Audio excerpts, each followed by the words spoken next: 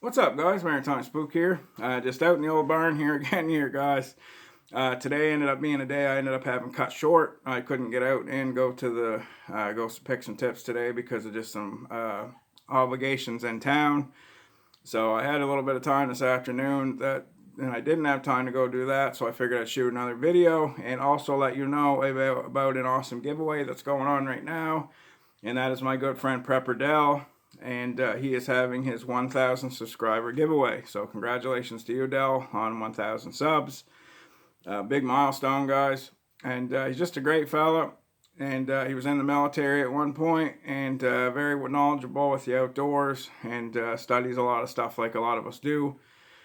Like I said, having 1,000 sub giveaway. I'm going to put a link in the description to that giveaway video. So go over, give him a sub, stay sub to him, and you'll learn a thing or two. And just a very generous giveaway. He's actually giving away a nice backpack, first aid kit, fire kit, a thing of marbles like frog jigs, another little survival card that has like one of those punch out survival cards that has hooks and just different things in it. Really nice cup you cook over the fire with, some coffee. Nice Mora companion with a Paul Dore custom leather dangler sheath. So just very, very generous giveaway. Very generous. So I'm going to put a link in the description over him, Prepper Dell. Go over, you can tell him Spook sent you if you want. If not, just go give him a sub. Good friend of mine. I was laid up there a couple of years ago, and he sent me a little package, and it just really meant the world to me because I was in kind of down the dumps, and that was something that really meant the world to me. So thank you very much about that, Dell, and as I said, guys, head over, give him a sub if you're not already subbed to him. Good fella.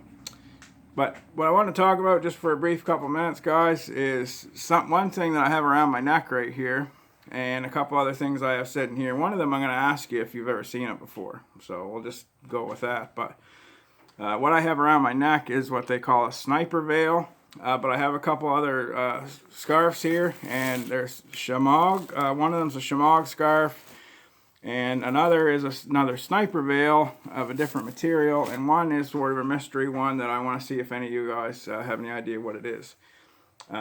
What's cool about these type of we'll say military scarves slash Shemaghs, sniper veil type of deals, I guess, is that there's so much stuff you can do with them, guys. My other Shemagh, I haul firewood with it. I've cut up a whole bunch of grass, hauled it back to a shelter just to be able to lay down. Very, very cool that way. You can filter some water with them. You could use them for bandaging. You could use them if you had to go to the bathroom in a pinch. You could use them for netting. If you had to net some fish, there's just a billion uses for these guys. This one is a one tigress one. Very cool pattern.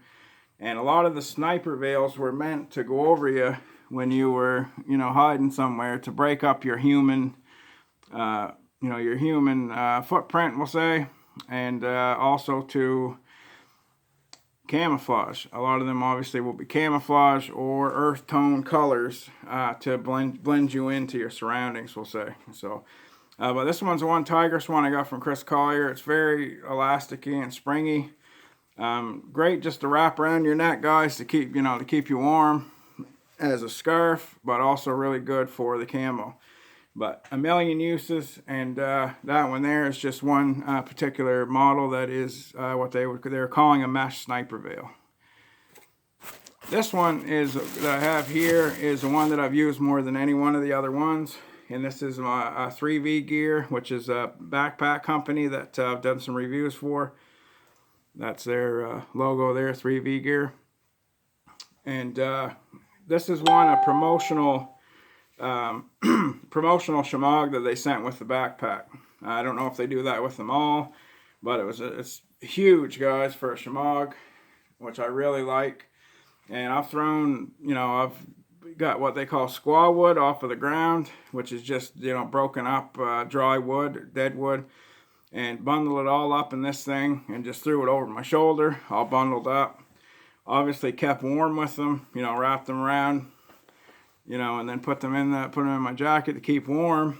And as I said, guys, bandaging, keep them clean, go in and wetting yourself down just to keep cool. There's like a billion uses for these guys. They don't weigh anything, and they can actually bunch up pretty small. Something you could even shove in a cargo pocket. So for the weight of them guys, there's no reason not to carry these. So a lot of you have already seen a lot of them, but I had this one. This is the one I'm about to show you. And then I'll show you the one that I don't really know what military it's from. But this one I got at the Army Surplus the other day. And this one, it says it's 100% cotton. It's very soft. 100% cotton, made in Canada, universal size. It's from the Logistic Unicorp. So I think it's this one is the Canadian military. And this one is a sniper veil as well. And this one's quite big. I had it wrapped around. It's just like a scarf. But this one, guys, is large enough. And I had it kind of just messing around yesterday. You know, I could use this like a little blanket. I already wear wool that's very warm anyway. But if I was laying down and had this over me, it would just break up the wind a little bit.